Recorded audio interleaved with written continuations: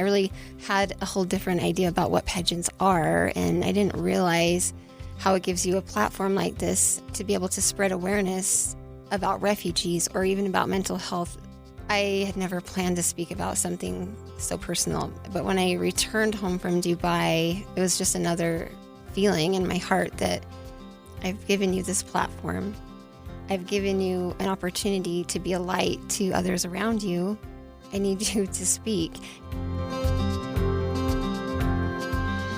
Welcome to another episode of Relentlessly Resilient, presented by Minky Couture, a weekly podcast where people share real-life experiences and the tools they develop to move forward and live their best life. I'm Michelle Scharf, and Jenny Taylor is unfortunately not able to be with us.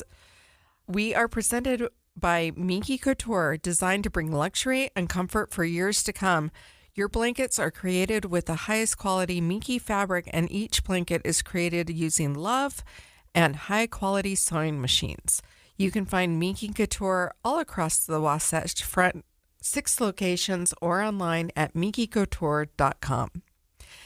We have with us today Mrs. USA, and Mrs. USA is Mandy Anderson. And I'm really excited to meet you. That crown is stunning. It's heavy. It's heavy. It is a heavy crown. You let me hold it. Yeah. I'm like, I can't imagine. I have sometimes pain when I just put my hair up in a pony. So. Yes. I'm literally balding right there where it sits. It's heavy figuratively and literally. Yeah. It's a weight, right? It's a weight. A mantle that you're literally carrying. Yes, it is. And this month is heavy, especially because it's World Refugee Month, and that's my platform. And so it's busy, busy, busy. I have 8 children, and so wow. We have some time to sleep sometime. That would be amazing. So 8 children. 8. What are their age ranges? So my oldest is 21, and my youngest little tornado, she's 3. Oh, wow. So, and just every 2 to 3 years in between, there's another. That's a lot. Jenny has 7 kids, and after I had my 3rd child, I thought this is a lot. Yeah. By the 4th one, I thought I can't do anymore because I can't keep control and hold on to them all, you know, whenever you go outside anywhere, right? Yeah. It's just a lot. So that's amazing. Thank you. It's my blessing of life to be able to have those children. So give us a little background on Mrs. USA for those of us who don't know. Yeah, so the pageant program that I am in is called Women of the Universe, and it's part of the Mrs. Universe pageant system, which is the largest, or I guess it's the oldest pageant system for married women in the world. And I went as Mrs. USA this past November to Dubai and competed as Mrs. USA. I did not win, but I made top 25 and had a really great time there. We met so many just incredible women that were all there advocating for really important things, just things that are so close to their heart. That is the only reason I am Mrs. USA. I'm not regularly a pageant type of a person, but this platform of refugees has been something on my heart for the last 7 years. I worked just kind of as a maverick myself. I say maverick just because I do things alone a lot. And it's just such a huge part of my heart. And I came to a point a little over a year ago where I just had a very strong impression that something else would be asked of me and that it would be very uncomfortable, but that I'd been prepared to do this thing. I had no idea that Mrs. USA was in my path or plan, but here I am. And how did you learn about it? So I'm a photographer. Normally I do newborn and maternity. That's my specialty, but I was volunteered to come to a training event for other delegates who were wanting to take a title as well. So they were training and I was just there photographing, and I was recruited, I guess. It took me about 4 months from that day. The national director said, "We need to get you a crown." And I said, "What are you talking about? I'm a photographer." And actually, it's funny, I don't know how many people are old enough to remember this, but I'm from Idaho, and junior year of high school, there was always a pageant. It was called Junior Miss back then, and now it's Distinguished Women. In my graduating class, there were 21 girls total. 19 of them did the Junior Miss pageant. I was one that did not. I had no confidence, no desire to stand in front of people and be judged by how I look or my accomplishments. I was an accomplished gymnast. I was an accomplished, in debate and speech and all of that. But all of those things were extremely difficult for me. And I knew, especially in a small town setting, to go and stand in front of people is so difficult for me. Even just to sit here and talk to you is so difficult. Like everything. I often tell people I'm the most introverted introvert who ever introverted. And so everything I do is like walking through cement, everything. I don't eat, I don't sleep before things like this or before even the parade on Saturday. We had a parade and it's so overwhelming. It drains every ounce of everything I have just to show up for life, basically. So I didn't do that pageant. And so I kind of find it ironic to be sitting here doing this right now. Yeah, that's amazing. I had the opportunity to judge a pageant out in Tooele a few years back. And awesome. so that was a lot of fun. And it opened my eyes to a whole different idea of what pageants are and women do them. Right. Yeah, I had no idea. When I told the national director I'm not a pageant person, I really had a whole different idea about what pageants are. And I didn't realize how it gives you a platform like this to be able to, for me, to be able to spread awareness about refugees or even about mental health. I had never planned to speak about mental health because it's very personal and I'm still like right in the middle of it. I'm not through it. And so I had never planned to speak about something so personal. But when I returned home from Dubai, it was just another feeling in my heart that I've given you this platform. I've given you an opportunity to be a light to others around you. I need you to speak. And she told me when we were waiting this morning that you were a doula. Is that right? Yeah. Mm-hmm. Okay. So you'll understand this. But we always hear stories about people's mental health struggles after they've succeeded, they've overcome, they've, these heroic stories. And you hear about it afterwards, and that's wonderful and that's powerful.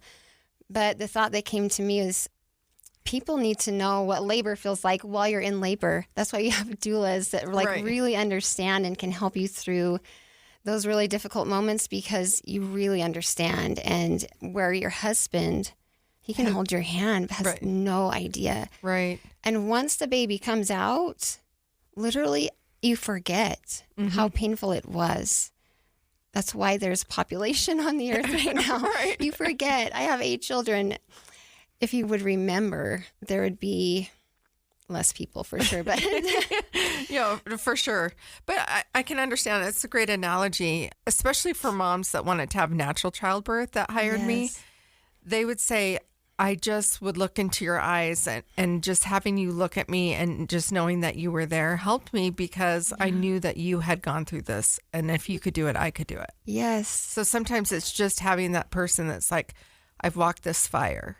Yes. And you can do it too. And I love that if you could do it, I could do it. That's kind of my whole mantra at this point of why I share things, because people who have known me more than 1 year, this year, look at me and say, right now they say, wow, it looks like they say you have to fake it till you make it, but it looks like you've made it. You look so comfortable in this new role. And I just say, I am faking. That sounds bad, but it's true. I am faking.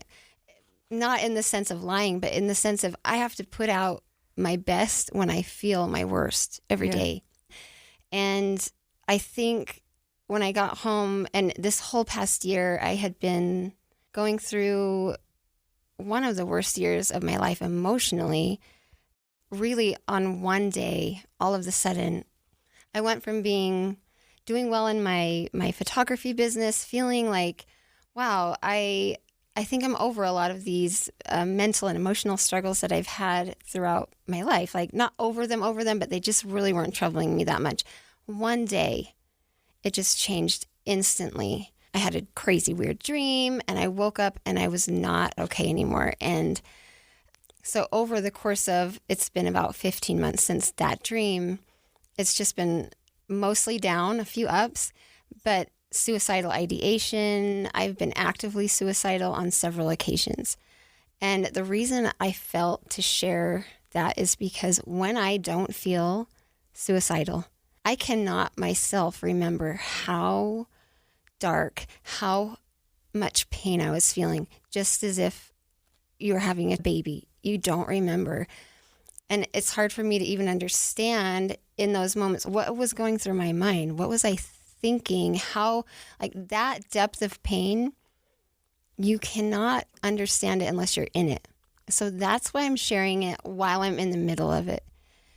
Because people who are going through this right now, when I share it, feel seen. They're like, oh, I'm not the only one. And if it's okay for her to talk about it while she's going through it, I could talk about it while I'm going through it. It's not easy at all, but I feel there's value. There's a lot of value. So here you are. You've achieved this status. A lot of women were wanting to have the title of Mrs. USA. You are the one that gets blessed with this title. And during this whole time, you've been having these struggles. Yes. I can't, that is so hard for me to even fathom because it's such a stressful event to go through and all the things that are required to compete. Yes. And how can you possibly be doing both of these things at the same time? That's really challenging. And on top of it, you have a lot of children. I do. So a lot of responsibility. Yeah. And I think literally I'm a firm believer in God. And I hope it's okay for me to say that here. Yes, of course. The day after I had that dream, I was having an ordering appointment. So with my photography business, I'm very full service. And so after I do a session, my clients come to my home and they view their gallery and they sit with me. And by the time I'm finished with clients, we're best friends. But this client was coming over to see her newborn photos. And she walked in and I almost canceled that session because I was so unregulated. I was so not okay. But I just had this thought, let her come. And she's turned out to be one of my very best friends. She hooked me up with her best friend who is a therapist who does not even live in Utah. But we've just been meeting over Zoom calls every week or so. And she is not just a therapist. She's the therapist. I wouldn't have talked to someone else. So I know God is in the details. He knew I wouldn't have talked to someone else. I'm terrified of talking to people. So this is intimidating just in and of itself being here.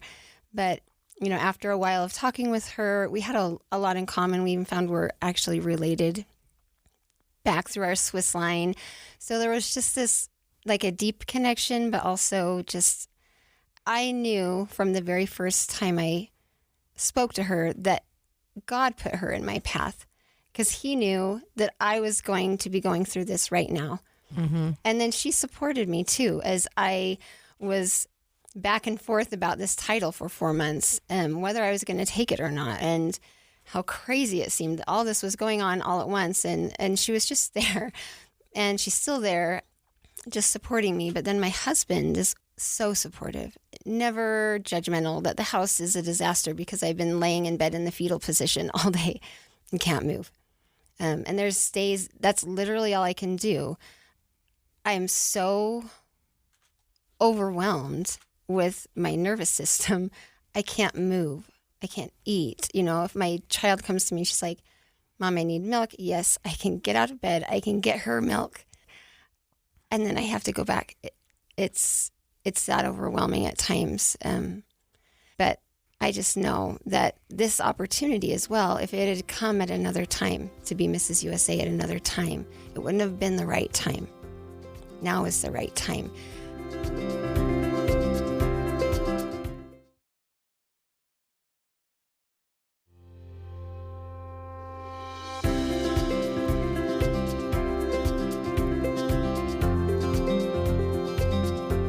I was in Dubai a little bit less than 1 month after the attack in Israel.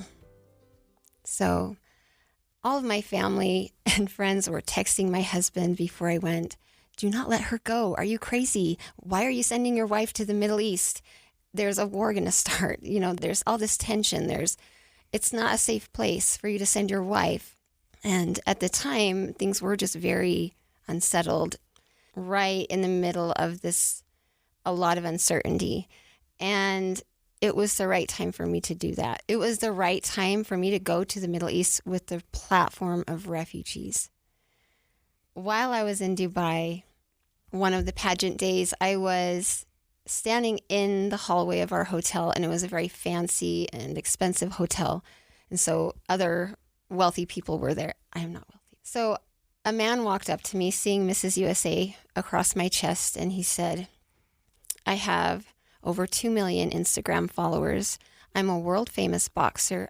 I'm going to ask you a question. I'm going to video your answer, and I'm going to post it on my Instagram page. It wasn't like hey, Mrs. USA, I'm so happy to see you. Can I ask you a question?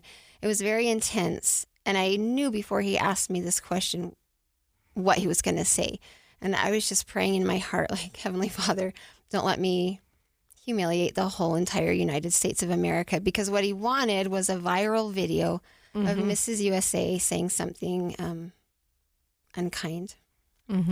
And so he did. He asked me, what are your views about the current conflict between Israel and Palestine?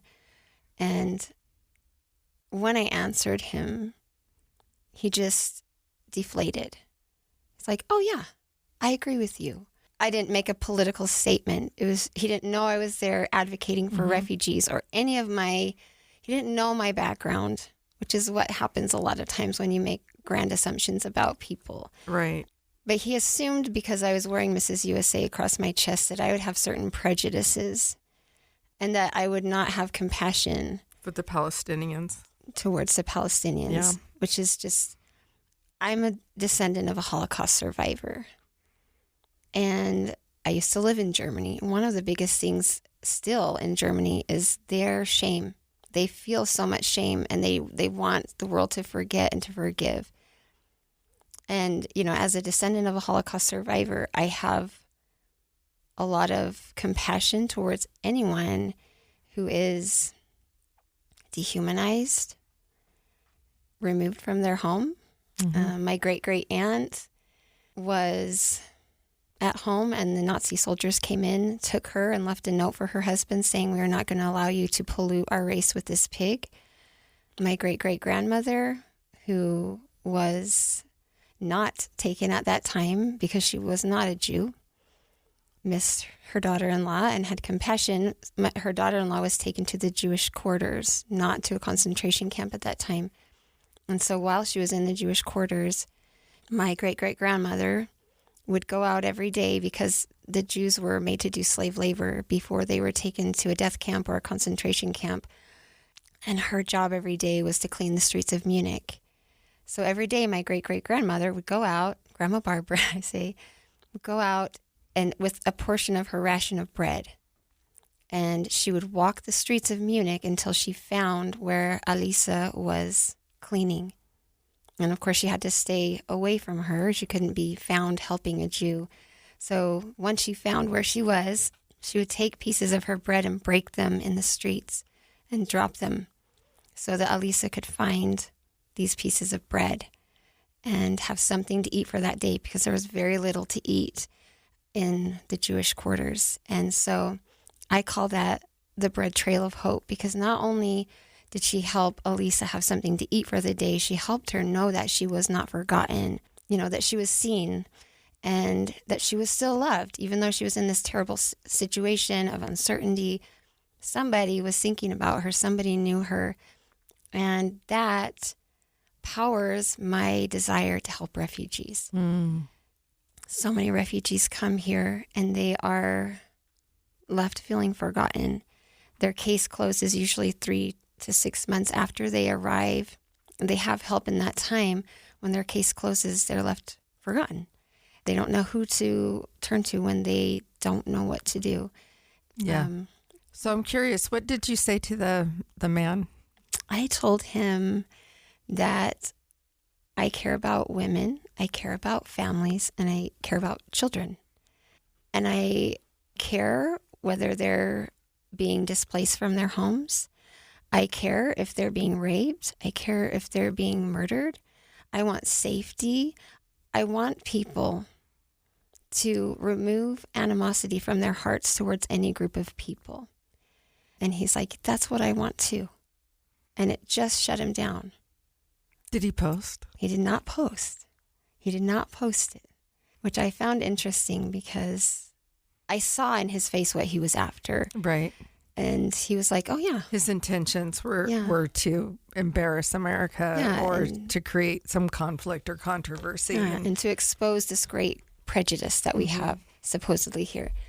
But the neat thing is about people, and there are people, and people do have prejudice in their heart, and that's one thing I would love to spend a little time talking about. But the really interesting thing is if you sit with somebody, like I'm sitting with you, and you talk with them and learn their story, there's almost nobody that you would not love once you understand what created the quirks that they have or why they are the way they are.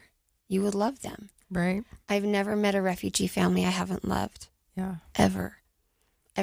I say this about my photography clients. I've never met a photography client I haven't loved, because when they come to me in this very special time of life and they're expecting a baby and you get to be a part of that, and you kind of see their highs and lows, and you're there for the most joyous parts and capturing all the, the really beautiful parts, there's absolutely no way you can't love that person after that.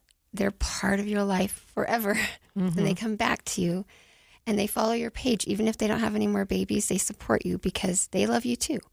Yeah. And I think that's where my platform, and when I finally chose to accept this title, there was very specific words that were put into my heart and to my mind. It wasn't just like, well, okay, I'm going to go and I'm going to advocate for refugees. It was very, very specific. This is what I want you to talk about. And those words are kind of a takeaway, or almost exactly, from President Russell M. Nelson of the Church of Jesus Christ of Latter-day Saints, where he said, I invite you to remove any attitudes of prejudice from your heart. And what I say is, I invite you to look into your heart honestly,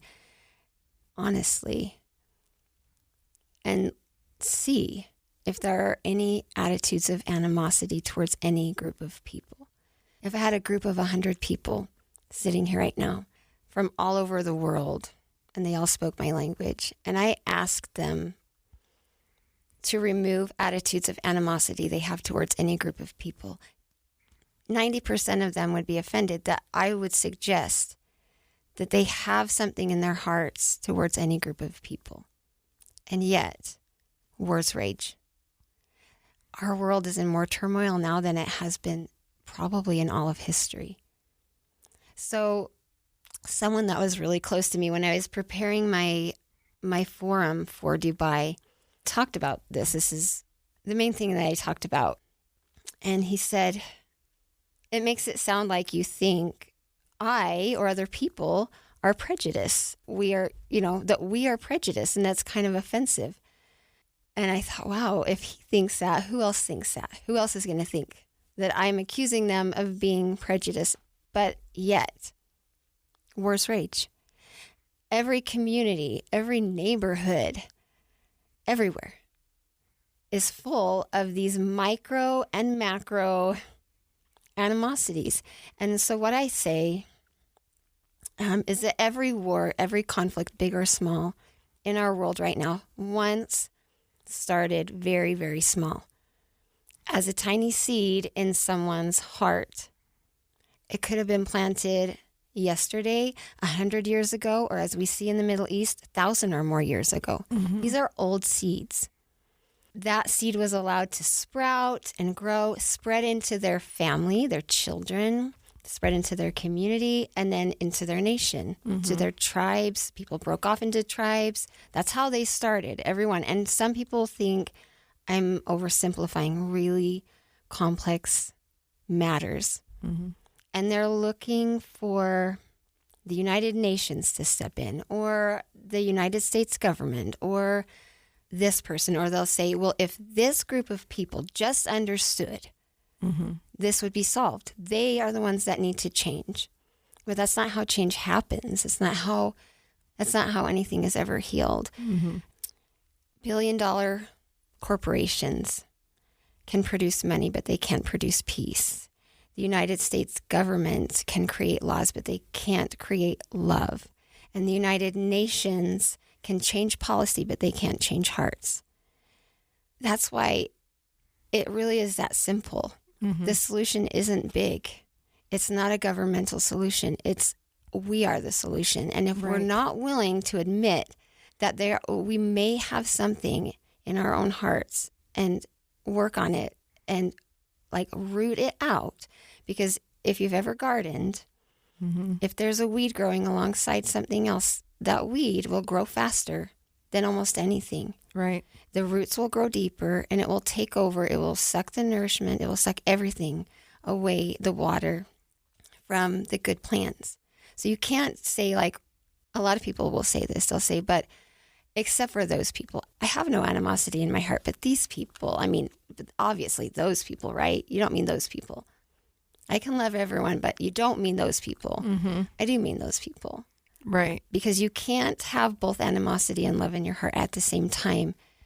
It doesn't work that way if you want love to grow. And in order for these conflicts to end, I and you have to be the one where that seed sprouts and grows. And then we spread that into our families, our communities, and the world. That's the only way. Yeah. We can waste billions of dollars and we can elect whoever. But until we ourselves are willing to do that, nothing will ever change. Over 100 million refugees and displaced people right now in the world. Every single one of them is displaced because of one of those macro or micro animosities. It's just that simple, but people don't want a simple answer.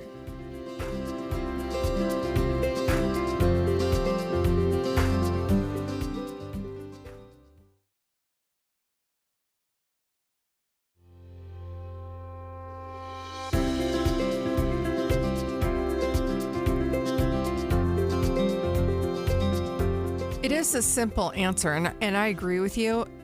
The solution is not that simple, right? Because it actually requires people to heal their own hearts, heal their own past traumas and their own historical traumas, generational I agree. traumas. I would equate generational trauma with the generational stories that were told about this group of people or that group of people. I grew up afraid of certain groups of people. And it wasn't even that I was told in word that these people are scary. Sometimes I was.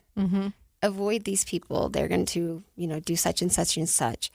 But oftentimes it was just an attitude of the community or the family that just kind of was passed down, just like a generational trauma. It just kind of came through you. And unless you're willing to stop and examine it and say, wait a minute, that doesn't feel right to me. It doesn't make sense to me. It is like a generational trauma. I'm learning a lot about generational trauma this year. And I feel like it's the same thing. Once you heal your own generational trauma, you don't pass that down to your children, hopefully. Right. And it's the same. My mother used to always say, we'd ask her, what do you want for Christmas, Mom? And she'd always say, world peace. And as a kid, that was just such a weighty thing to actually hear. Right. And it was probably about 3 years ago for me that I realized world peace is actually doable. Yeah. Because all it would take is for every individual on the planet to choose love. Yeah. That's it. That is the actual solution. We all decide at the same time that we're going to choose love. Yeah. And in the moment we all choose that, we heal everything. We will be able to work together to heal our planet, to heal nations, to heal homelessness and poverty. And we will literally be able to heal. We have all the resources. Right. What we don't have is the pure hearts to actually create it, right? We're not working with a communal one heart. Right. And if we did that, we literally could have peace on earth and heaven on earth. Yes. I think that's so true. And it has to start with ourselves. And but again, I think it's just so much easier to say, well, and to blame too, be like, well, this government over there, they are wicked and they are hateful and they are this, but they have a story too. Their people have a story. The people of Israel have a story. The people of Gaza have a story. And one of the CEO of one of the organizations that I'm working with, he was the one who said this to me, and it really made me think. He's from Africa, and he said, if I sit with anybody, I sit across the table from anybody who thinks they have, they're prejudiced towards Black people. When I sit across the table from them, that goes away. When we talk to each other, it goes away. So I think this kind of thing, doing podcasts and just being open about our stories, is so powerful. I grew up in a family, and most people did. It's not that uncommon, but where you just were told to keep things to yourself.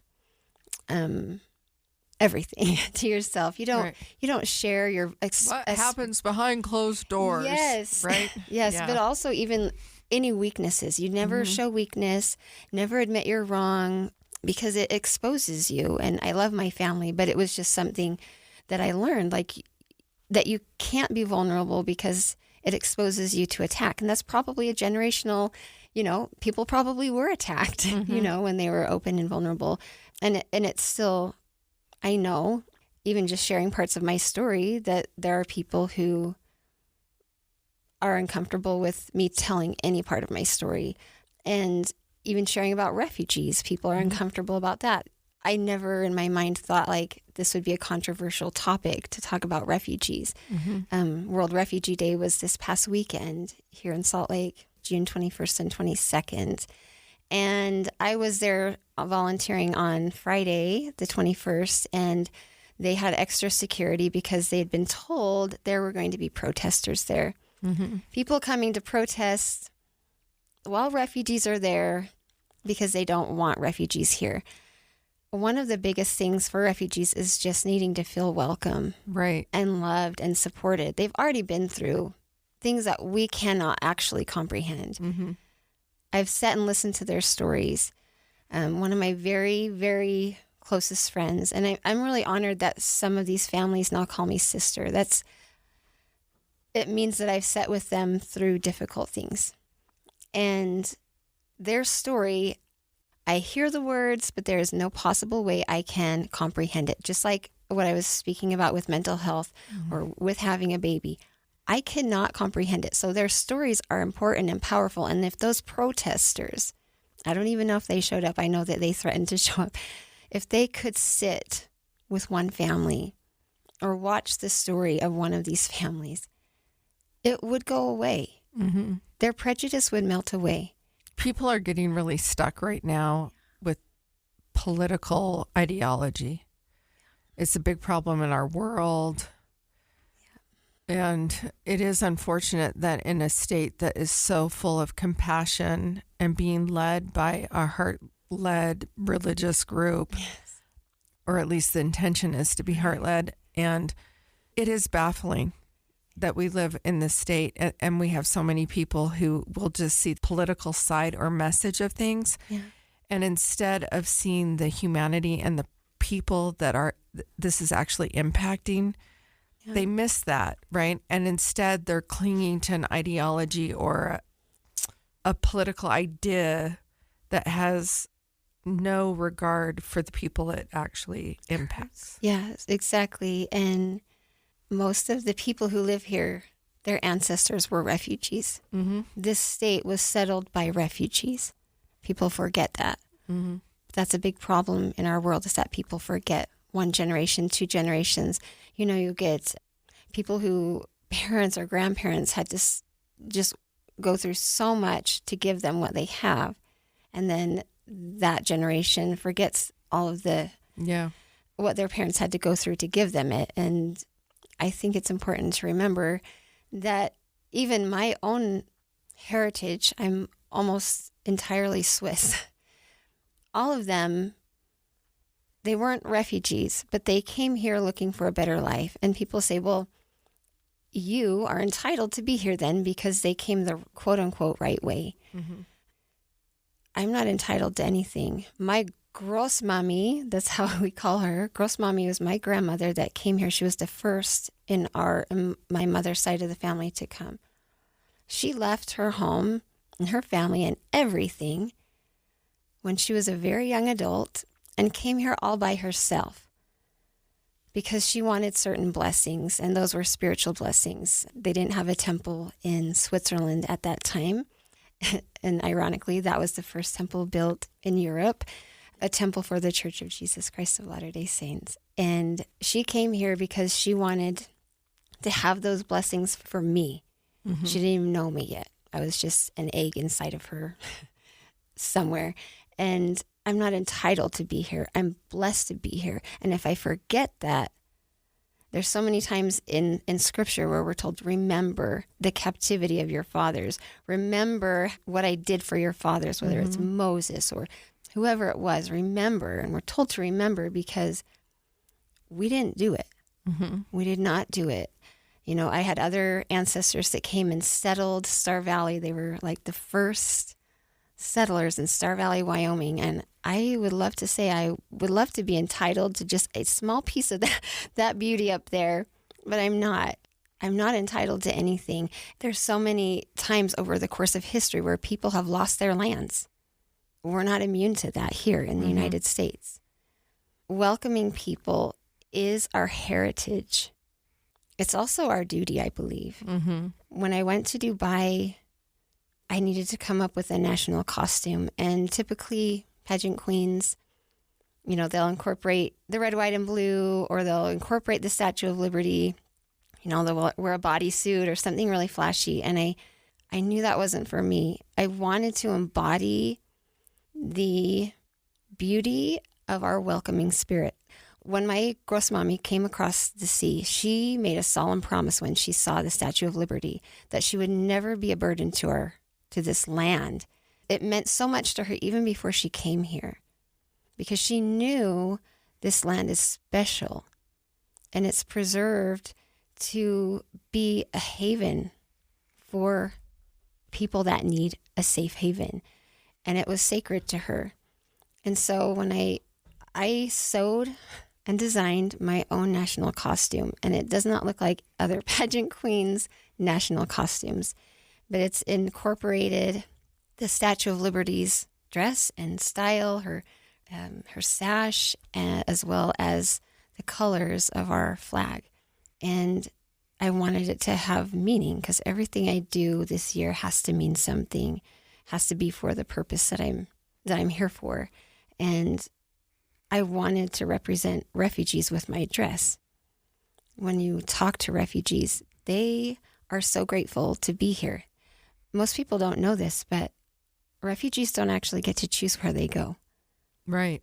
A lot of the discompassion towards refugees comes when people say they're not assimilating well. They don't even speak English. They don't have the skills they need. Well, and some of them have families in some states in America, but they don't get to choose that either. They don't get to choose to go to that state necessarily. Not necessarily, yeah. I mean, that helps if you've got someone in the United States that helps you, you know, they take that into consideration. But when you're sitting in a refugee camp, and I knew a woman once who was there for 20 years in a refugee camp, 20 years of her life before she was resettled in Utah. When you're sitting there, you don't know whether to study French or Italian or Spanish or English. You don't know. But also while you're sitting there, the skills that you had, maybe you were a medical profession, all of those are becoming obsolete in that time. And so when that's something that I would like to have people have more compassion about. When you see someone that's been here, they're 50 years old, but they've been here 5 years and they still don't speak English, it's really hard to learn English when you're 50 years old. Mm-hmm. They didn't have a study program in the refugee camp saying, you're going to be going to the United States in 3 years, so brush up on your English. And they didn't have college courses there to prepare them to be successful when they got here. Right. They just got put here. Yep. And they're grateful. I would love to see that dress that you spoke about. That's amazing. Absolutely. I've been wearing it. I'm wearing it out. I'm wearing it in parades everywhere I go because, well, first of all, I worked really hard on it. And when I was getting ready for the parade on Saturday, I found a sewing needle still stuck in it with the thread. Because when I went to Dubai, I was still working on all of my dresses. I was hand sewing things for every single one of my dresses. And so just as a testimony that I really did make it myself, there's still a needle. And I just left it because I'm like, someday I want my kids to look at that and remember that I made that myself with my own hands. And I couldn't use a sewing machine because my sewing machine did not enjoy sequins at all. So yeah. Oh, I can't wait to see it. Thank you. Sparkly sequins, America. I can't wait to see it. That's awesome. Thank you. Well, thank you for joining us today. We're going to do a 2-part series, so we'll be recording that shortly. We'll run that for the second week that this comes out.